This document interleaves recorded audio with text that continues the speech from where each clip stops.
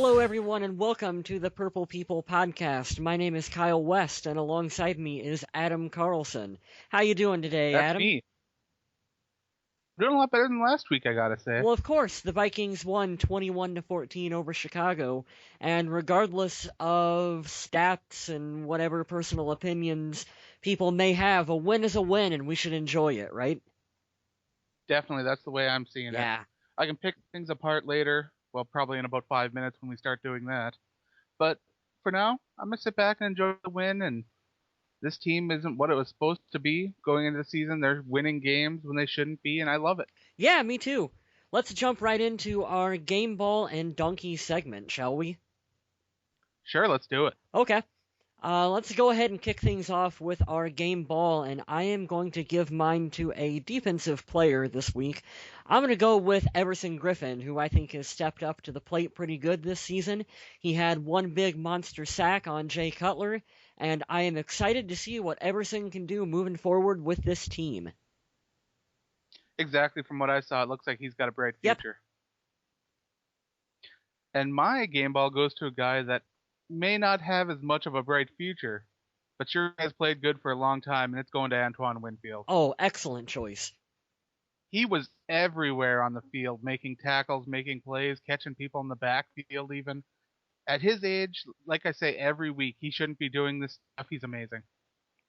Yep, I think he's playing like he's got another 3 years left in him. Now, there were other choices we could have made. There were some obvious ones. Harrison Smith, Adrian Peterson. There were other choices of guys that played very well.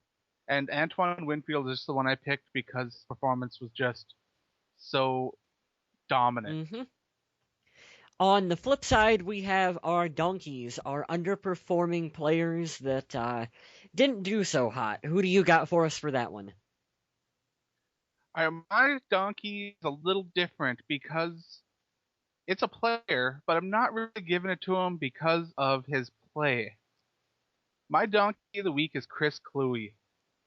Oh, Now, I understand covering up his Hall of Fame patch on his jersey in protest of there not being a punter in the Hall of Fame, but there's a more respectful way to do it without drawing so much attention to yourself. I mean, at this point, I'm wondering if he's doing it as a way to promote his band, or it's something that he actually genuinely feels this way about. I don't know. To me, he's getting to be more of a distraction than he should be, and there's a place for politics, and it's not on the football field.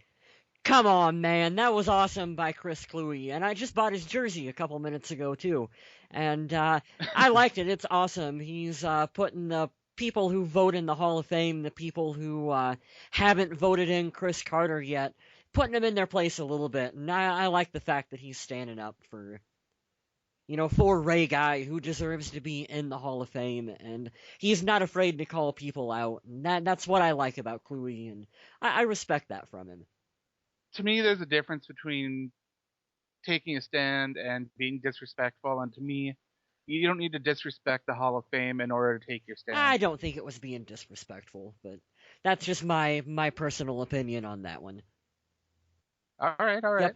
Yep. My donkey, I am going with the 1926 Brooklyn Lions, who finished the season 3-8. Oh yeah. Yeah, no, not really. That's just that's an actual stat, by the way. There was an actual team in the NFL and no longer with us. I did that to lighten things up a bit. I'm not going to label a donkey this week because the Vikings won, and I think it's important to be positive with this team and not focus so much on the negatives and look at what they can do to continue winning moving forward. Christian Ponder. Yeah, pretty much. Sorry. That was my way of dodging a bullet and not labeling Christian Ponder the donkey. Well, let's go into talking about the offense because we saw a lot of offense, but only from one phase of the game. A We did not see a lot of the passing game happening at all. It was Adrian Peterson. It was the all-day show from him, and that was the game plan going in, and it picked up the win for him. My question is, how much can you do that moving forward? Exactly. Adrian Peterson had 31 carries, which is a lot of carries for a running back, especially when you got Toby Gerhart coming in and only running the ball 3 times. Mm-hmm. But with both of them averaging 5 yards of carry or more, you couldn't do any wrong. And with how much the passing game was struggling, it makes it even better that they were running the ball the way they Mm-hmm. were. And it's a complete broken record at this point to say Christian Ponder has to improve. We're at the Right. we're at the point where I feel like you can't even say he has to do a better job of managing the game. He just has to not be the reason why we lose at this point. Like, don't throw an interception in the red zone. Don't turn over the ball to give the other team good field position. Like, just hand it off to Adrian, make a couple passes here and there, and that's it. Well, we saw him making the same bad decisions that he said he learned from. He threw across his body again, causes another interception. I understand the wide receivers aren't doing a lot to get open, and that can be tough. Yeah. That can be tough for a quarterback. But still, I can't believe that as a fan, I've grown to accept that the Vikings could pass for less than 100 yards in a game. To me, the fact that I accepted that makes me sick. Yeah, and it's starting to get to the point where when I'm thinking of Christian Ponder, I'm instead of thinking, oh well, he can be the face of the franchise and da da da da da and do all these good things. You're starting to get the feeling that oh, Christian Ponder could be a good serviceable backup. Like that start. I haven't jumped that far I yet. I'm I am losing faith. Don't get me mhm. wrong, but I don't know. I'm not ready to throw in the towel yet. I had a conversation with a fan at the store the other day, and it's at the point where other fans are saying we should go out and bring in Alex Smith because we need someone to manage the football game for Adrian Peterson, and someone like Alex Smith could come in and do that. Like that is what fans think of Christian Ponder right now. All right, I'll go on record as saying I would not mind bringing in Alex Smith, if nothing, just for the competition. And Because as of right now, Joe Webb and McLeod Bethel Thompson are not competition to him. no, they're not, and I would endorse bringing in Alex Smith for competition. And the way Ponder has been playing for the past couple of weeks, you gotta think he'd beat him out. I'd like to watch that competition, see if it lights a fire under him, because sometimes it needs something like Hmm. that. Let's talk again a little bit about the offense because they made some mistakes that really hurt the field position. We saw some false starts. The offense just didn't look like it was put together completely, except for when they were run blocking. We saw some more struggling from the guards in pass blocking. These sort of penalties and mental errors are the kind that will usually lose you a game, but the Vikings were lucky it didn't hurt them too bad. It was one of those games that it felt like even though we won 21-14, it just kind of felt like we got blown out 40-7 and lost to them. Like I just had that feeling the whole game that even though we're winning, it feels like we're losing. And it's an interesting thought because you ask any Vikings fans what we should do to win, and they're going to say give the ball to Adrian Peterson. And Oh yeah. that's what we did. 31 attempts, 154 yards, 2 touchdowns. We gave the ball to Adrian Peterson, and it still didn't, like, I don't know. You know where I'm going with that one, Adam? Not really. I don't either. But I, I guess what I'm trying to say is you ask fans what should the Vikings do to win, give the ball to Adrian Peterson, but you want to see it complemented with a passing game. And even though Right. Adrian's doing as much as he's doing, without that complement, it just doesn't feel like a true offense. Well, I'd like to see Ponder have a better cast around him at wide receiver. Because with Harvin out right now, I understand that the guys are not high caliber wide receivers that he's working with, Mhm. and there are some guys that they'll be able to look at in a free agency and in the draft that could improve this team. So hopefully that's something that they'll take a look at in the off season. If they don't, I'll be very disappointed. And at the same time, though, I heard Herm Edwards say something on ESPN earlier this morning that I'm kind of going to paraphrase here because I thought it was a good point for our team. And it's that you're at the point in the season where there are no more players out there that you're going to go pick up. These are the 54 that, as a coaching staff, you're comfortable with. These are the guys that you thought you could win with. So the guys that you're going to win with are on this team right now. Like, this is who you picked. So go out there and win a game with the guys you got in the locker room right now. Like, you're Yeah, on the team for a reason, so do it. Like, there's a reason why we didn't sign Braylon Edwards in the offseason. There's a reason why we didn't go after Terrell Owens or whatever. You're not going to bring in one of those guys at this point, like Devin Aromashadu, Stephen Burton, whatever. Like, you're a part of the 54 that we picked out, so you need to go out there and show everyone what you were doing in training camp and preseason as to why you were selected to be a part of the Minnesota Vikings. I agree with that completely. Yeah, You are there on the team. You earn your roster spot. You earn to keep your roster spot. It's not something that's handed out. It's earned, and these people that made the main roster have to play like they made the yeah. roster.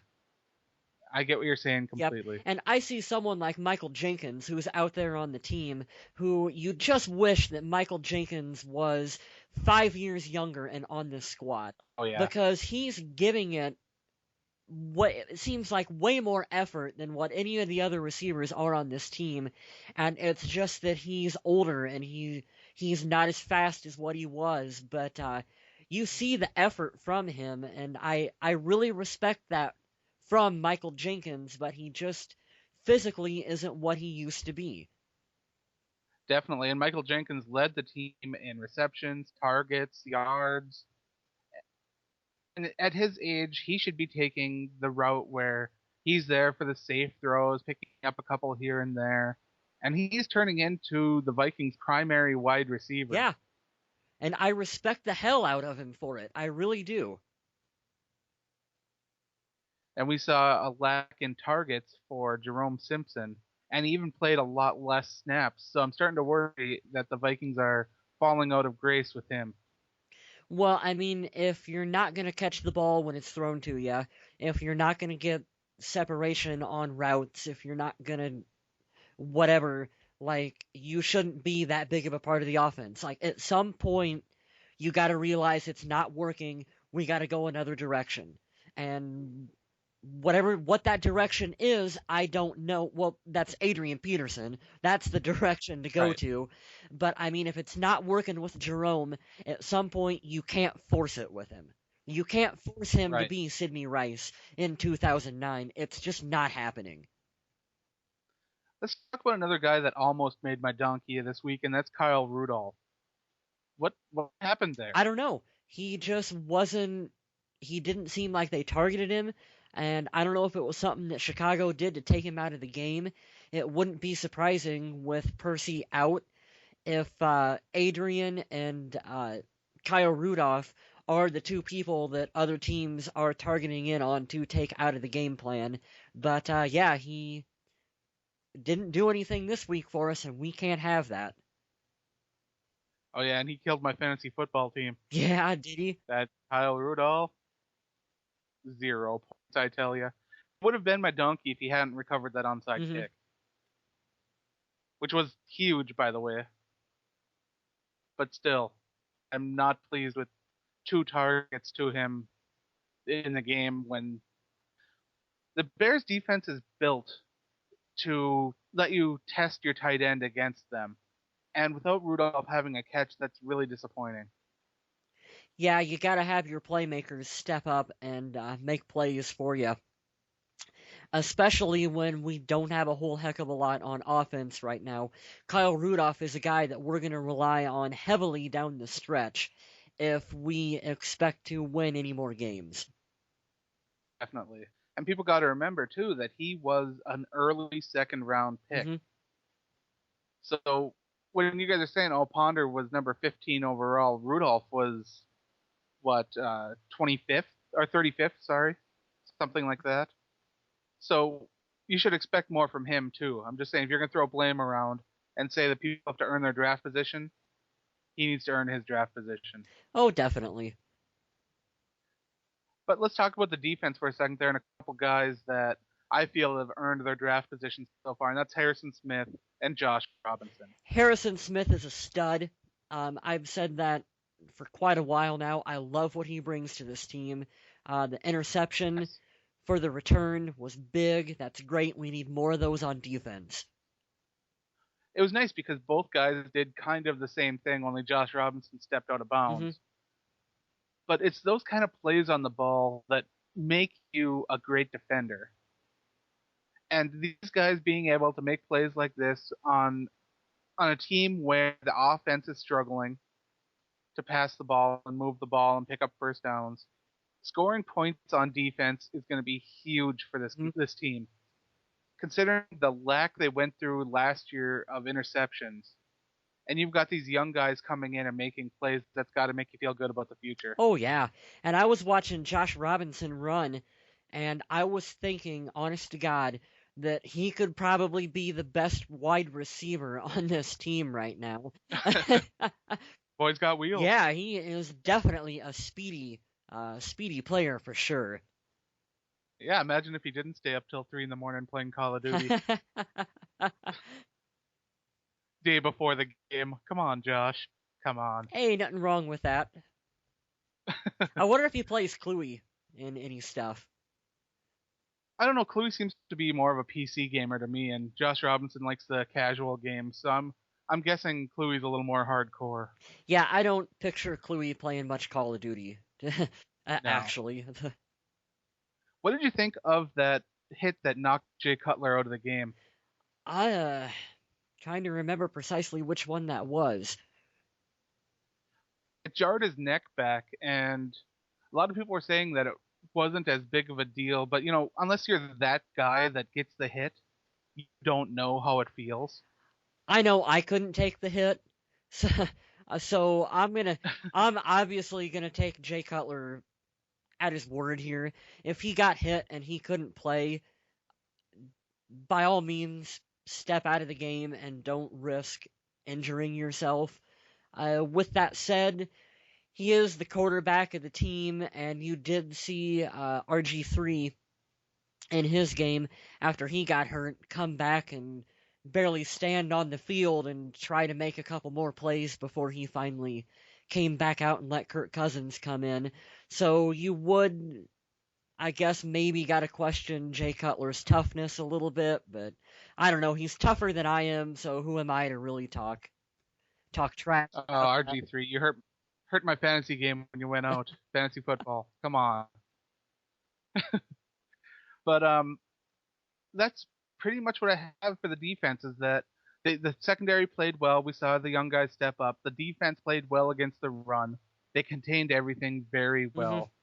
Harrison Smith, Josh Robinson, guys to look for in the future. We lost AJ Jefferson to a concussion, and we're not sure if he's going to be playing next week.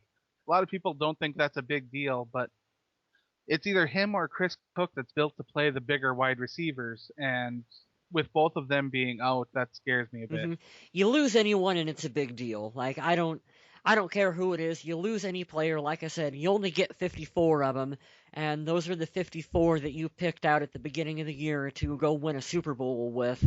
So you Right. lose any one of them and it's a big deal to the team. Especially a starter. Yeah. Do you have anything else to talk about on the defense? The big story of the game and the whole season for Minnesota is the emerging stars on defense, like you said. And that's my main point, and I think that's really the big takeaway of this season, is the players that we got that are coming into their own on defense. Right. If it seems like we're stressing it a lot, it's because we are. Yeah. We want people to know that the defense did help win this game. Adrian Peterson, the offensive line run blocking, and the defense keeping the Bears out of the end zone and getting Hey, our turnovers. defense is a big improvement over what it was last year, Huge and our improvement. offensive line, even though we're weak at the tackle position because of Charlie Johnson, uh, Well, you mean guard, or right? yeah, guard position, excuse me. Right. I will say that Matt Khalil has been everything is advertised, and I Oh yeah. absolutely love when Adrian breaks off a big run, and right behind him, well, more than a couple yards behind him, but eventually you can see Matt Khalil running down the field with him, just looking for someone to hit. Like that to me is just awesome, and I love it. All right, I got kind of a weird thing here because you mentioned that when Adrian Peterson runs, you're behind him and you see Khalil running. Well, take a look and find Charlie Johnson because Charlie Johnson will be there celebrating with his arms in the air. Yeah, Oh, Charlie, not the same. Not the same. we rag on Charlie Johnson quite a bit, but he is a good guy. Like, we have nothing personal against Charlie Johnson, No. and all the players really seem to like him, and I do want him to stick around on the team. Like, he's a good backup who can come in. Yeah, I was excited about him moving to guard. I thought that would help him a Yeah, lot. me too, and I don't. I want him to be a good, valuable part of this team, but it's tough. He's making it difficult for me. I'm gonna buy you a Charlie Johnson jersey for Christmas. I will frown, but then I'll be happy because it's a Vikings jersey. Let's talk about Percy Harvin, who was put on IR. And then we all thought that a wide receiver would be brought up to take Percy Harvin's place. Well, guess what? Didn't happen. Nope. They brought up an offensive tackle, Tony Krupog, I don't know. Kellogg's. I'm just calling him Troy Kellogg's because that. What He was brought up to the main roster, and honestly, I don't think a tackle was really needed to be brought up. But what can you do? the theory on that one is that maybe they felt like some other team was going to claim him off the practice squad, and they had the opportunity to keep him and move him up to the 53.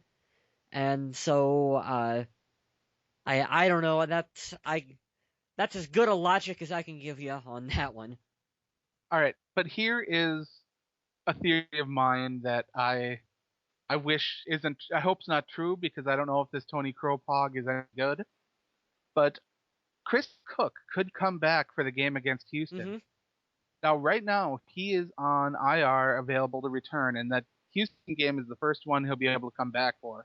Now, he has been practicing, so if he comes back, they'll have to take another guy off the main roster. I thought they were going to leave a slot empty so that when the Houston game came around, they'd be able to put him on there. That wasn't the case. They brought Tony Kropog up. Now, if Cook gets elevated to the main roster, we're going to see Troy Kropog get cut. Could, So to bring him up to the main roster doesn't make sense Al, if you're trying to hold on to him. if the Vikings are going to cut anyone, Alan Reisner No, is our that poor guy. is our resident cut and re-signed to practice squad. So I hope he gets a signing bonus every time he gets signed, I just to make it worth it. I hope he does too. Poor kid. And we'll talk about Adrian Peterson a little bit more. Well, I will. I got a little bit more to say. But next week, the Vikings play the Rams in St. Louis. I call them the Gordon Ramsays because they're always cooking something up. Don't know what, but usually it's not something very tasty. But the Rams are a team that will be difficult to beat because their defense is underrated. Their offense may struggle, but they're finding their rhythm in the run game. These two teams are actually quite similar when you look at them, that it's run game and defense that they're going to use to win the game. It's going to be a pretty competitive one, I think. I'm not gonna lie, I haven't really actively followed the Rams since Kurt Warner was with them. So my analysis of the game is gonna be what? Stop Marshall Falk? Yeah, I don't know if that's going to work Yeah, there. just make sure Marshall Falk doesn't play really good for the Rams, and then we'll have a shot of maybe stopping Kurt Warner and that high-powered offense. Uh, There you go. that, that's my quick analysis. But it's Actually, I know we're probably getting long on time here. So run the ball with Adrian Peterson. Don't turn over the football. Don't make stupid mistakes on offense and defense, and we'll pick up a win. All right, I like the sound of Yeah. that. So I'm going to close with a little bit of math and Adrian Peterson. I know it's like two of your favorite Oh, things. yeah, definitely. I love math. Now, Adrian Peterson has 1,600 rushing yards on the season. Most running backs don't get that far all season, and with 3 games left, if he can average 133.4 yards per game, he will reach 2,000 Hmm. yards. Or to break Eric Dickerson's single season record of 2,105 yards in a year, he'll have to average 168.4 yards per game. Hmm. Do you think he'll be able to do both of those ones? Both of those, either none? What do you think, Kyle? I don't know. I hate to jinx him and say that he's going to go for 2,000, but if anyone can do it, it's Adrian, and he is doing something special right now. So why not? He has a legitimate shot to do it after a major knee surgery that everyone said he was coming back too soon from. So the fact that we're even talking about it proves how special of a player he is. So we'll just leave it at that. Now, Adrian Peterson has mentioned that 2,000 yards, that goal is on his Hmm. mind. You've got to think that his mindset, how competitive he is, and how much he challenges himself, that he's not thinking about 2,000 yards. No, He's thinking about 2,106. yeah, he is.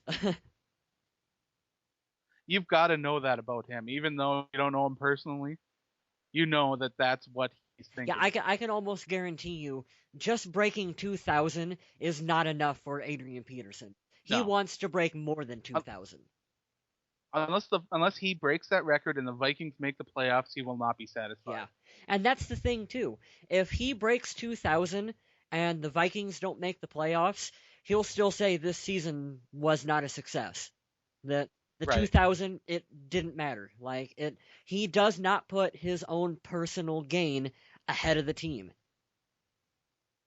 And it's unbelievable to find players like that, and we're lucky to have him in purple. Yes, we really are. And that'll do it for us this week, unless you have something you'd like to end with. I was going to say that after this season, Minnesota should trade Christian Ponder to Arizona for Larry Fitzgerald and then sign from the 49ers Alex Smith. Interesting. Nah, I'm just kidding. Neither of those are neither of those are gonna happen. No, but Except interesting. except for maybe Larry Fitzgerald. Yeah, and your prediction of the Vikings drafting Manti Te'o, that's not going to happen Oh either. no, they're gonna trade. I'd love They're it. gonna trade up and get him. I'd love it, but it's not going to They're happen. gonna trade up because there's gonna be no teams wanting to grab quarterbacks early. So it's gonna leave a spot. It's gonna leave an opening for Minnesota if they want to be aggressive enough to move up and get him. Well, on that note, on behalf of Kyle West and myself, Adam Carlson, I'd like to thank everyone for listening. I'd like to remind everyone to stay classy, Minnesota.